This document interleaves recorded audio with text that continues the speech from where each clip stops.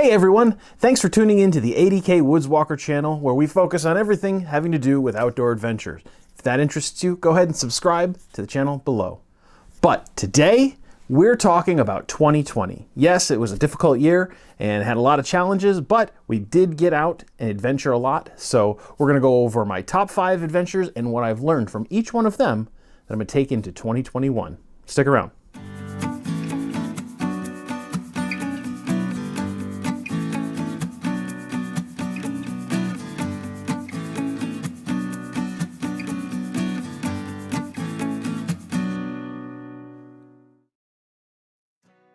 All right, so 2020 is coming to a close. We've made it to the end of the year, which gives us a really great opportunity to look back on all of our adventures and just reminisce about some of the very cool things we were able to do this year.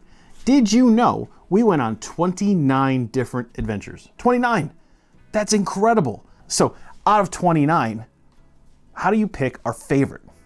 I narrowed it down to 5, but that was really, really tough. And to be honest, I cheated a little bit. All right, coming in at number 5, and this is kind of where I cheated, was my entire local hiking spotlight series that I did in April of this year.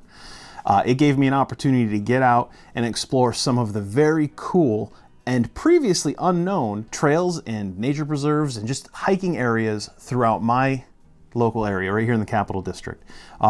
We were able to put out 2 videos every week. We went out and adventured a lot throughout April.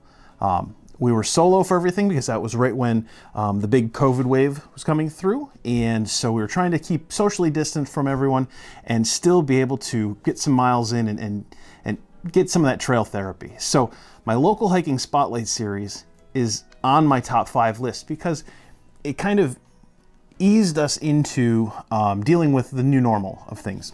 One of the things that I learned on that is it's really hard to put out 2 videos a week.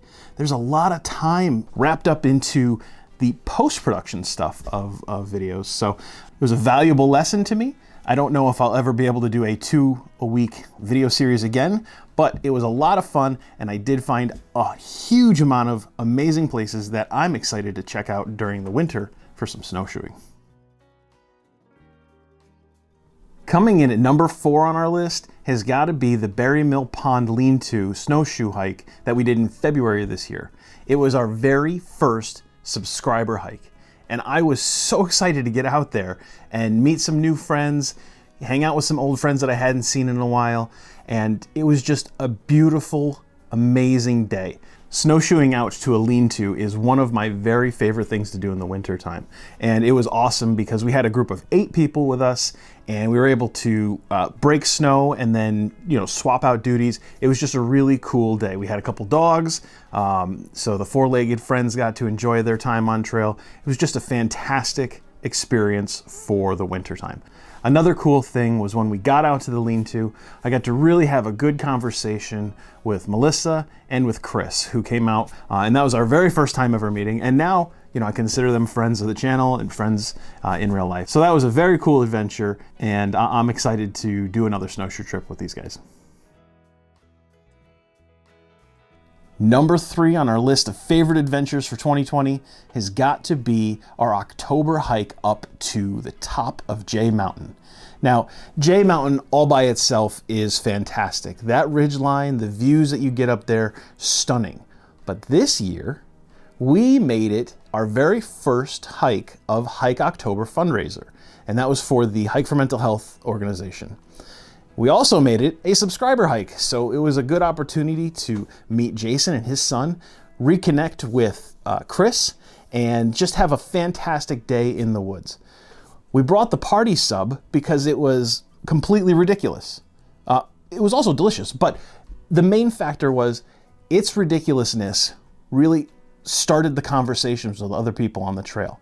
And we found that the more often you talk about mental health awareness and mental health issues, the easier it gets. So it was a fantastic adventure, fantastic, delicious sub, and I'm really excited to be a part of the Hike October fundraiser event, and I can't wait to see what happens next year.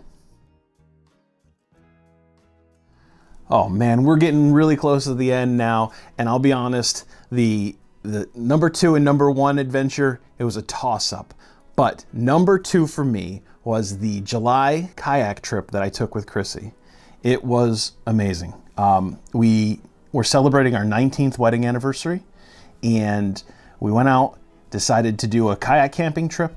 So we both got in the boats, paddled a few miles, and set up camp at one of my very favorite places in the Adirondacks. It was just a stunning weekend. We had a fantastic time, and I learned a few things. One, it's a lot easier to paddle a kayak than it is to solo paddle a canoe. It was a breeze. I felt great. It was fantastic.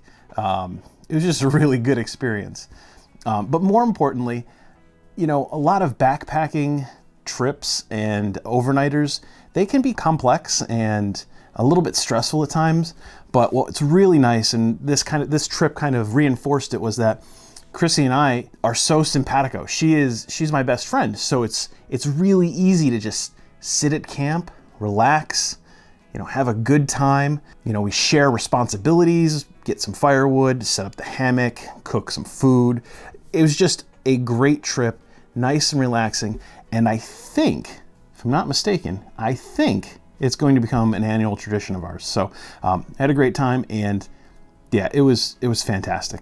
Definitely top of the list for adventures in 2020. So if the kayak camping trip with Chrissy was only number 2, what could number 1 be? Well, if you've been following the channel for any length of time, you probably already know the answer. And that has got to be the finish of the Northville Placid Trail.